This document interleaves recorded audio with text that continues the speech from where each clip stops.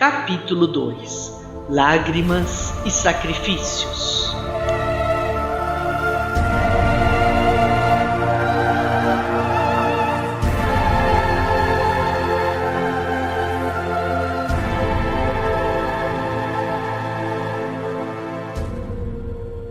A prisão que recebera as nossas personagens em Corinto era um velho casarão de corredores úmidos e escuros, mas a sala destinada aos três, conquanto desprovida de qualquer conforto, apresentava a vantagem de uma janela gradeada que comunicava o ambiente desolado com a natureza exterior.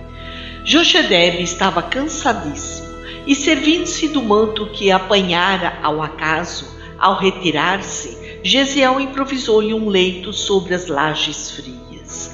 O velho, atormentado por uma aluvião de pensamentos, descansava o corpo dolorido, entregue a penosas meditações sobre os problemas do destino humano.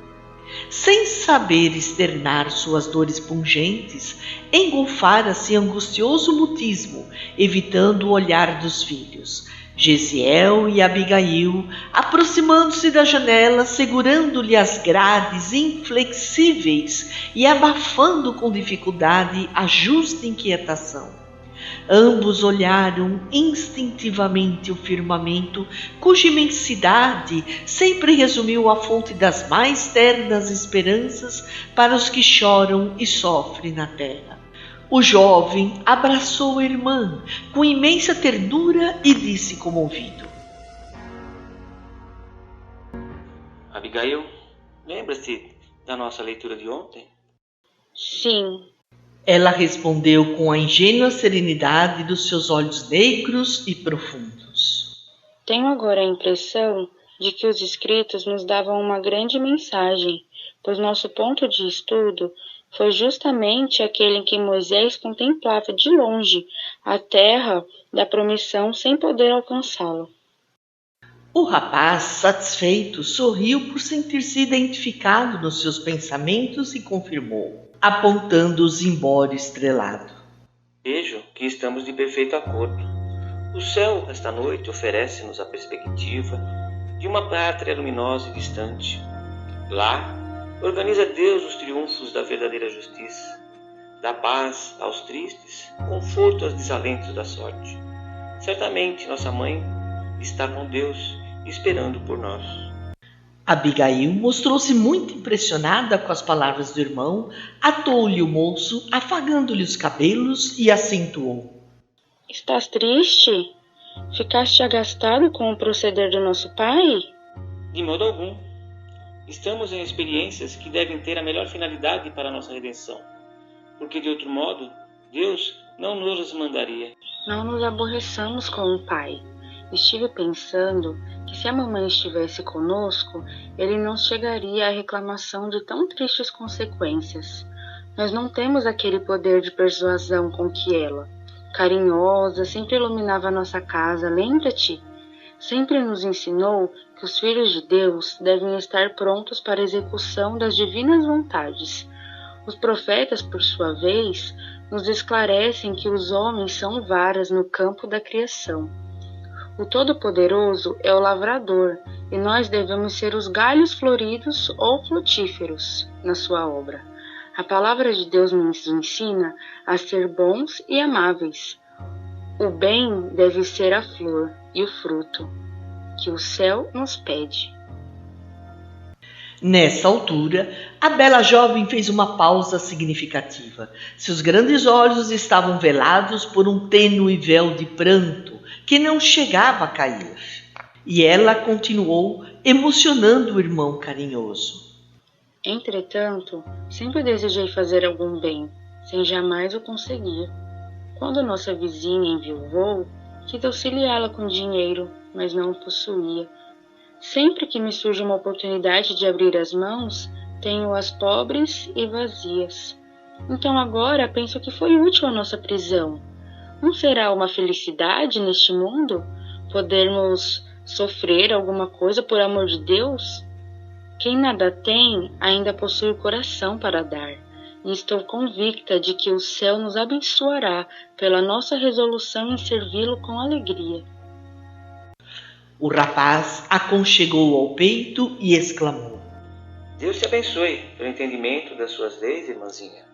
Longa pausa estabelecera-se entre ambos, enquanto mergulhavam no infinito da noite clara, os olhos ternos e ansiosos. Em dado instante, voltou a jovem a considerar.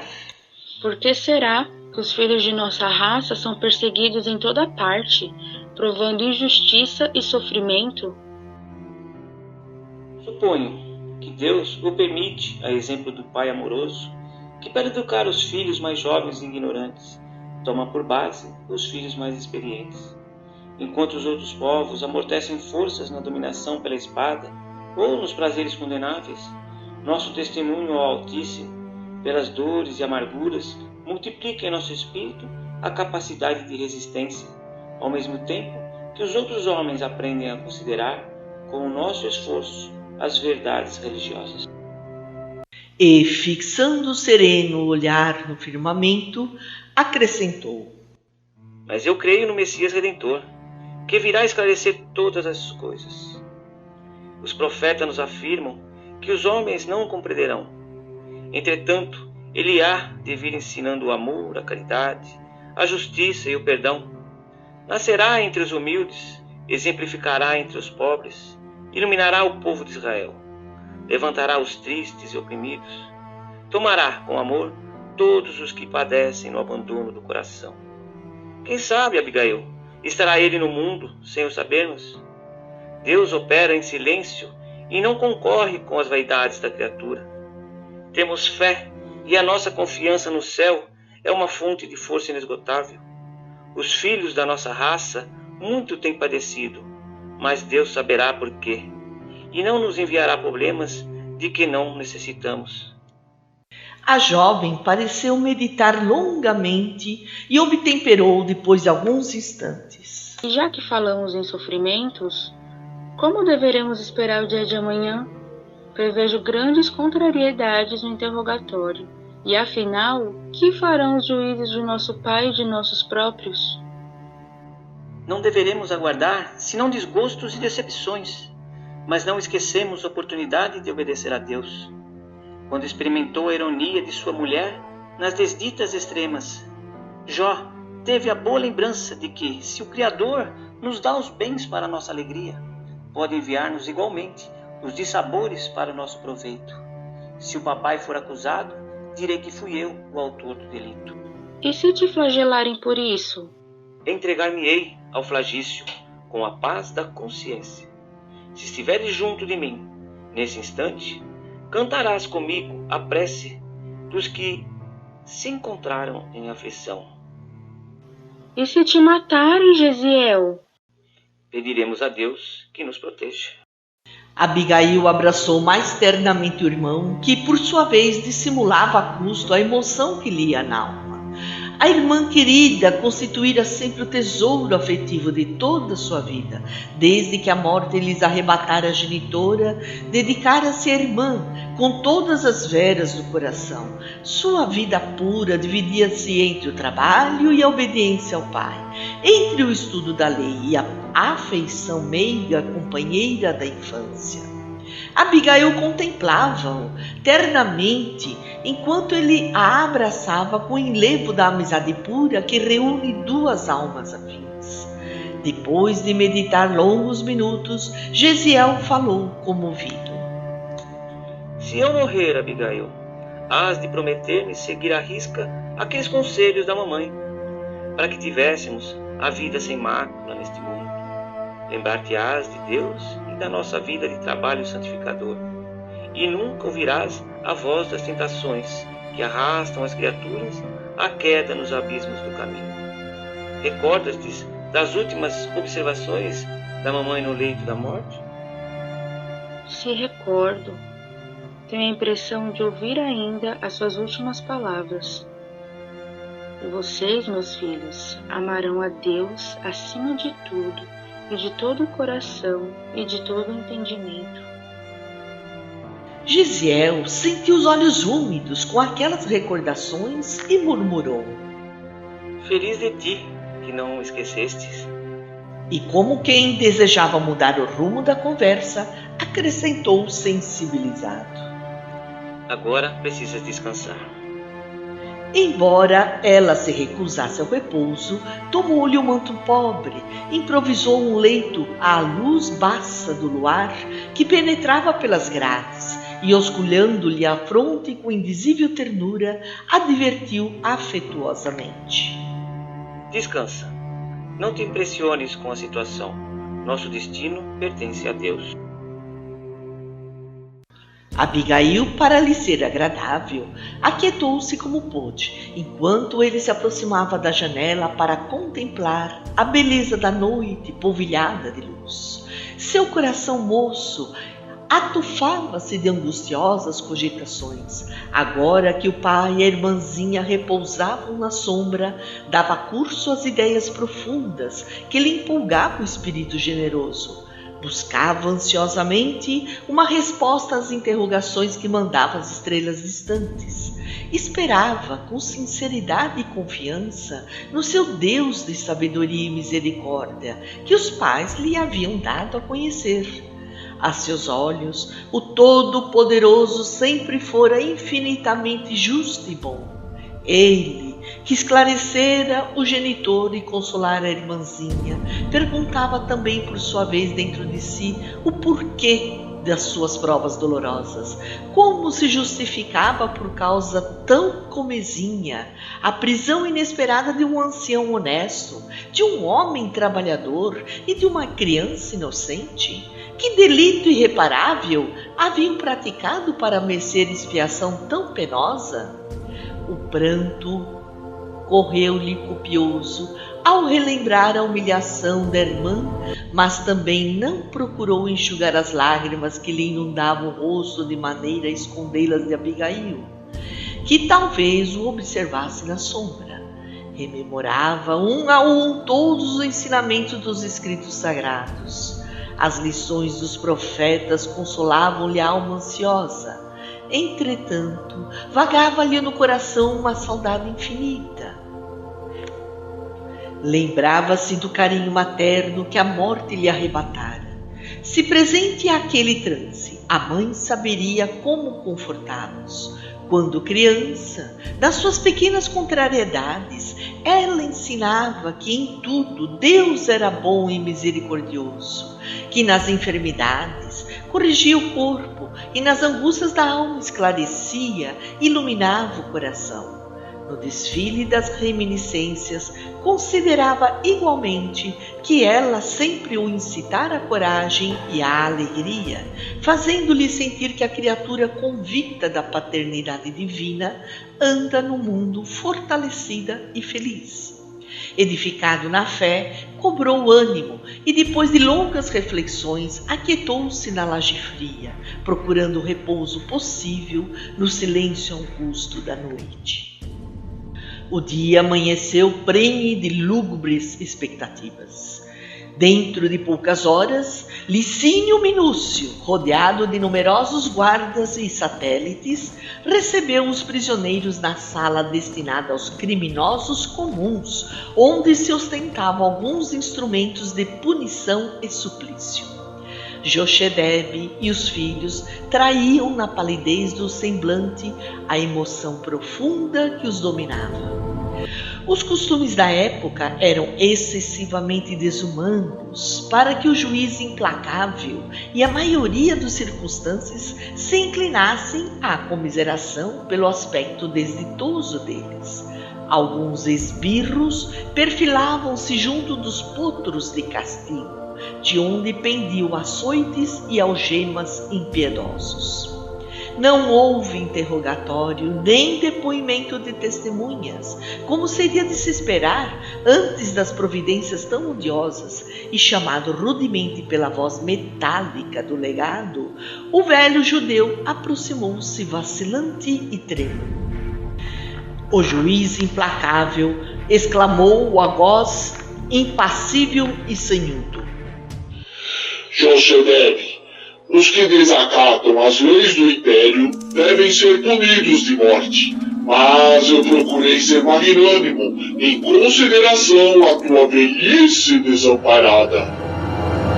Um olhar de angustiada expectação transfigurou o rosto do acusado, enquanto Patrício esboçava um sorriso irônico.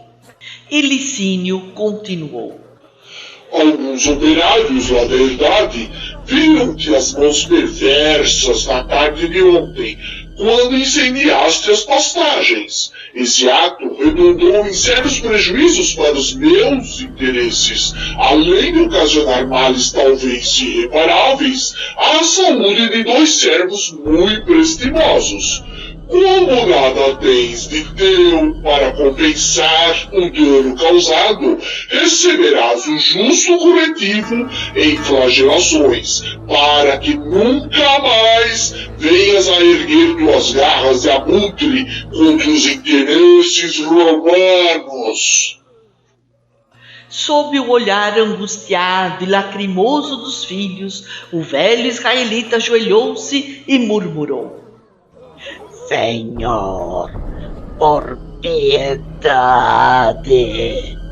Piedade? Cometes um crime e implora favores?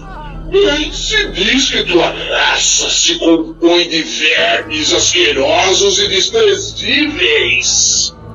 E, designando o tronco, disse friamente a um dos sequazes. Exílio, havia-te, vergasta-o 20 vezes.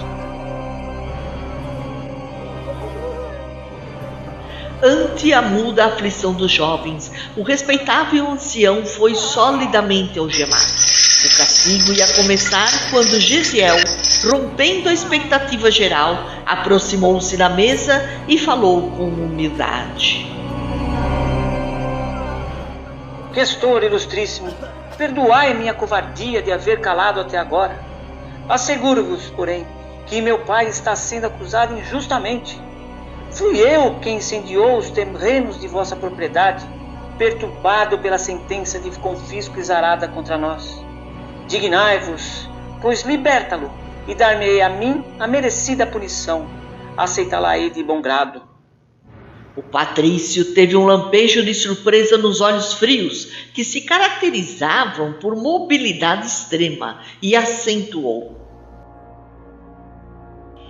Mas não auxiliaste os meus homens a salvar uma parte das terras? Não foste o primeiro a medicar com fio? Fiz levado pelo remorso, ilustríssimo. Quando vi a extensão do fogo, comunicando-se com as árvores, temi as consequências do ato praticado, mas agora confesso ter sido o seu autor. Nesse ínterim, receoso pela sorte do filho, Jochedeb exclamou intimamente atormentado. Gesiel, não te desculpes por uma falta que não cometeste. Mas, pontilhando as palavras com extrema ironia, o legado replicou dirigindo-lhe ao moço hebreu. Está bem. Poupei-te até agora baseado nas falsas informações que me deram a teu respeito. Contudo, terás também o teu quinhão de disciplina indispensável. Teu pai pagará pelo crime em que foi visto, de maneira inegável, e tu pagarás pelo que confessaste espontaneamente. Colhido de surpresa pela decisão que não esperava, Gesiel foi conduzido ao poste de tortura em frente da angústia paterna.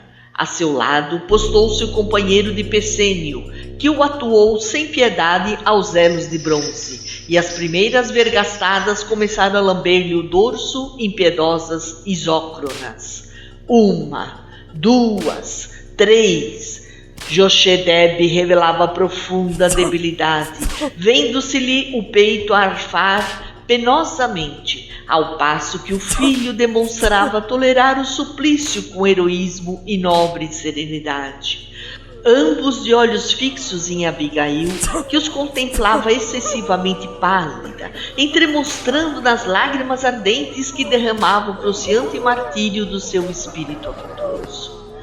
A punição terrível ia quase a meio, quando um mensageiro entrou no recinto e, em voz alta, anunciou ao legado em tom solene: Ilustríssimo, portadores da vossa casa participam que o servo Rufilho acaba de falecer. O cruel patrício franziu o sobrolho como costumava fazer nos momentos de explosão colérica.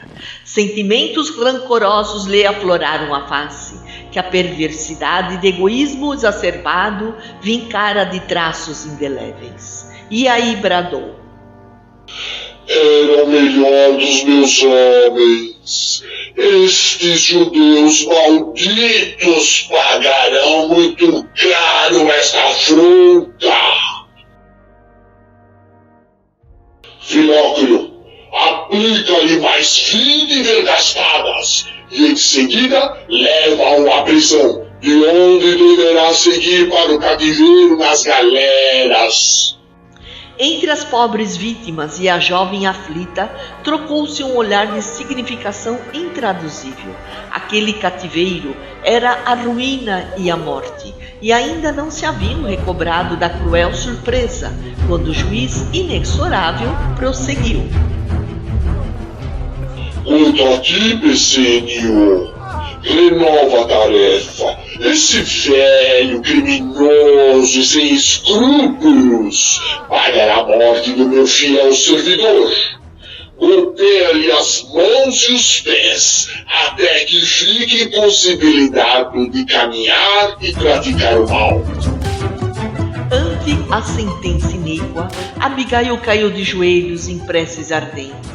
Do peito do irmão escapavam fundos suspiros, nevoando-se-lhe os olhos de lágrimas dolorosas ao conjecturar a inexorável desdita da irmãzinha, enquanto o pai lhes buscava ansiosamente o olhar, receoso da hora extrema. As vergastadas continuavam sem trégua, mas de uma feita, Pescenio não conseguira equilibrar-se e a aguçada ponta de bronze do açoite lanhou fundo a garganta do pobre israelita, jorrando sangue em borbotões. Os filhos compreenderam a gravidade da situação e entreolharam-se ansiosos. Em preces de sublimado fervor, Abigail dirigia-se a Deus, aquele Deus terno e amoroso que sua mãe lhe ensinara a adorar. Filócleo concluíra sua empreitada. A fronte de Gesiel erguia-se a custo, exibindo pastoso suor tisnado de sangue. Os olhos fixavam-se na irmã muito amada, mas em todo o seu aspecto deixava transparecer profunda fraqueza, que lhe anulava as últimas resistências. Incapaz de definir os próprios pensamentos, Abigail repartia sua atenção angustiada com o pai e o irmão.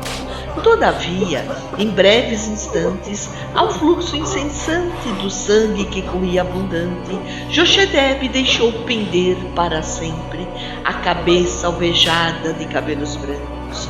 O sangue alagara as vestes e empassava-se-lhe nos pés. Sob o olhar cruel do legado, ninguém ousou articular palavra. Apenas o açoite, cortando o ambiente morno da sala, quebrava o silêncio num silvo singular. Mas notaram que do peito da vítima ainda se escapavam palavras confusas, das quais sobressaíam as tenebrosas expressões. Meus filhos, meus queridos filhos.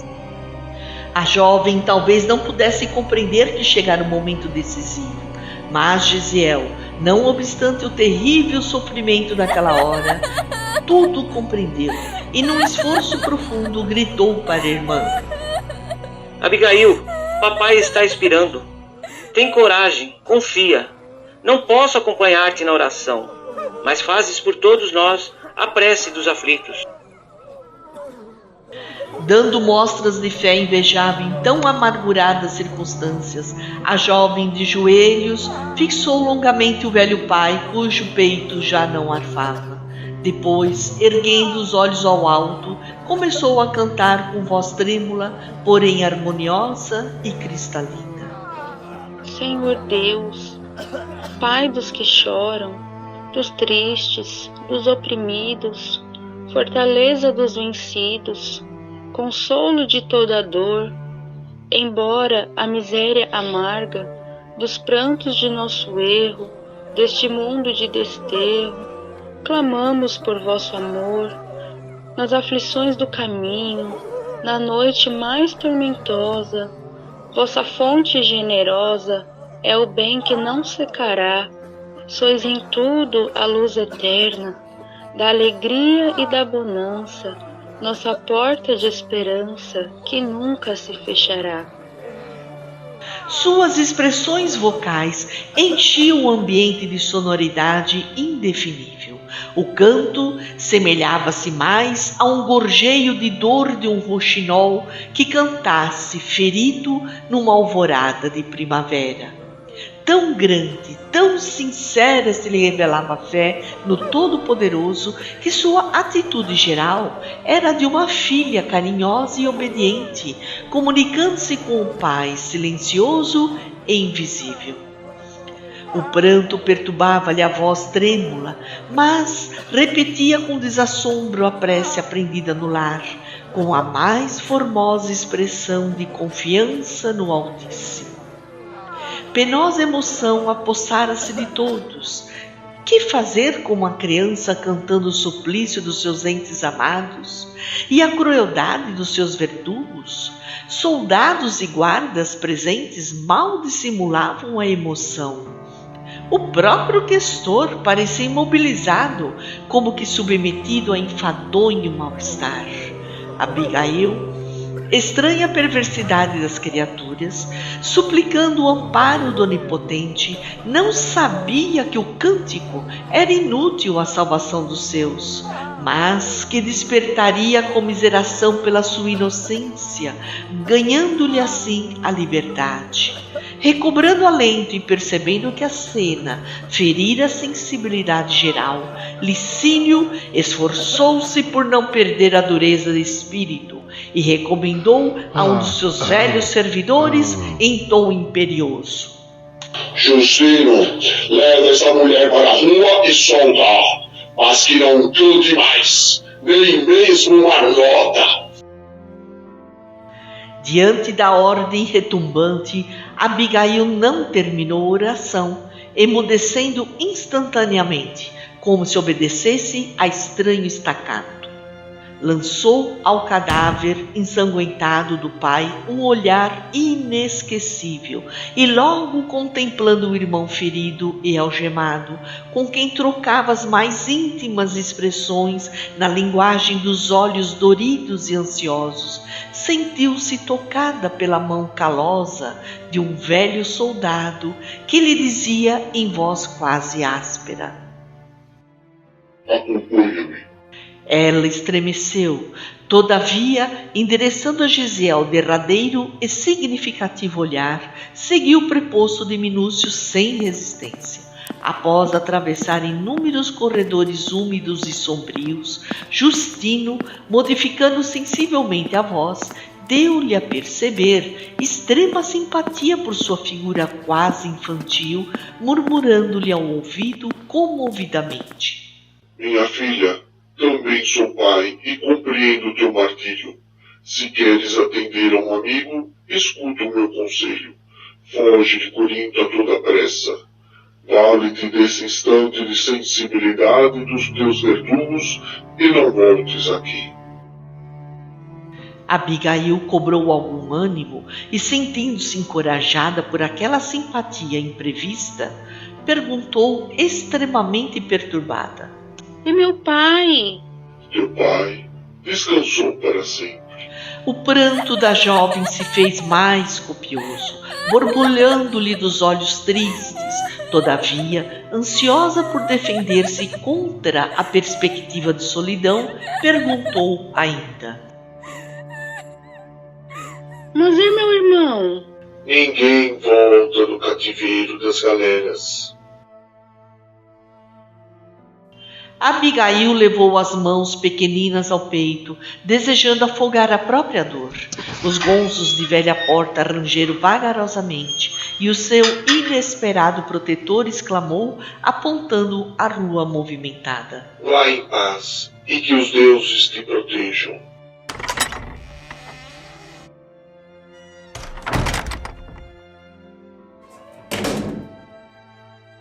A pobre criatura não tardou a sentir o insulamento entre as fileiras de transeuntes que cruzavam apressados a via pública. Habituada aos carinhos domésticos no lar onde o idioma paterno substituía a linguagem das ruas, sentiu-se estranha no meio de tantas criaturas inquietas, assoberbadas de interesses e preocupações materiais. Ninguém lhe notava as lágrimas, nenhuma voz amiga procurava inteirar-se das suas íntimas angústias. Estava só. Sua mãe fora chamada por Deus anos antes. Seu pai acabava de sucumbir covardemente assassinado. O irmão, prisioneiro e cativo, sem esperança de remissão, apesar do sol do meio-dia, tinha a sensação de intenso frio. Deveria regressar ao ninho doméstico? Mas com que fim, se haviam sido expulsos? A quem confiar sua enorme desdita? Lembrou-se de uma velha amiga da família. Procurou-a, a viúva Sostênia. Muito afeiçoada à sua mãe, recebeu-a com um sorriso generoso da sua velhice bondosa. Desfeita em pranto, a infortunada contou-lhe todo o sucedido, a veneranda velhinha, acariciando-lhe a cabeleira anelada, falou comovida. Nas perseguições passadas, nossos sofrimentos foram os mesmos. E dando a entender que não desejava reviver antigas e dolorosas reminiscências, Sostênia acentuou: É indispensável o máximo de coragem nas situações penosas como esta. Não é fácil elevar o coração em meio de tão terríveis escombros, mas é preciso confiar em Deus nas horas mais amargas. Que contas fazer agora que todos os recursos desapareceram? Por minha vez, nada te posso oferecer, senão o coração amigo, pois também aqui estou por esmola da pobre família que me agasalhou caridosamente na última tempestade da minha vida. Sostênia, meus pais me prepararam para uma existência de corajoso, esforço próprio. Estou pensando em recorrer ao legado e suplicar-lhe um cantinho da nossa chácara para ali viver uma vida honesta, na esperança de reaver Gesiel em sua fraterna companhia. O que pensas a respeito? Notando a indecisão da veneranda amiga, ela continuou: Quem sabe o questor Licínio se condoerá da minha sorte? Minha resolução talvez o enterneça. Voltarei para casa e levar-te-ei comigo. Ser-me-ias uma segunda mãe para o resto da vida. Sostênia conchegou-a de encontro ao coração e acentuou de olhos úmidos: Minha querida, tu és um anjo, mas o mundo ainda é propriedade dos maus. Viveria contigo eternamente, minha boa Abigail. Entretanto, não conheces o legado nem a sua camarilha. Ouve, filha, é preciso que fujas de Corinto. A moça teve uma exclamação de abatimento, depois de longa pausa, acrescentou: Aceitarei teus conselhos, mas antes de qualquer providência necessito voltar a casa. Para quê? É imprescindível que partas quanto antes. Não voltes ao lar. A esta hora é possível já esteja ocupado por homens sem escrúpulos, que te não respeitariam. Convém-te uma atitude de sincera fortaleza moral, pois vivemos numa época em que necessitamos fugir da perdição, como Lote e seus familiares, correndo o risco de sermos transformados em estátua inútil se olharmos para trás.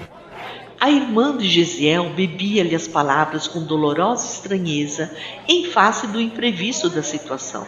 Passado um momento, Sostênia levou a mão à fronte como a recordar uma providência oportuna e falou com animação: Lembras-te de Zacarias, filho de Hanã?